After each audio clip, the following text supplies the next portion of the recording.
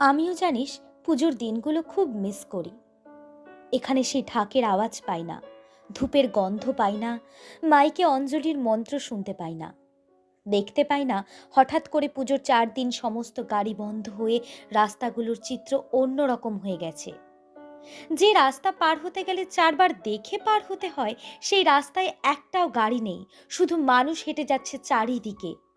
ষষ্ঠীর দিন সকালে উঠে নতুন জামা পরা, রাত জেগে ঠাকুর দেখা, পাড়ার মণ্ডপে মণ্ডপে ঘোরা, অষ্টমীতে শাড়ি পরে অঞ্জলি দেওয়া, নবমীতে দেখা ঠাকুর আবার দেখতে যাওয়া, দশমীতে সিঁদুর খেলা, ধুনুচি নাচ, আর পুজো শেষ হয়ে যাওয়ার মন খারাপ।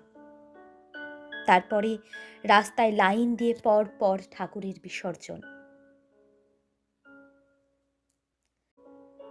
তনিমার চোখে সেই পুজোর দিনের স্মৃতিগুলো ভেসে উঠে চোখের কোণটা চিকচিক করে উঠল।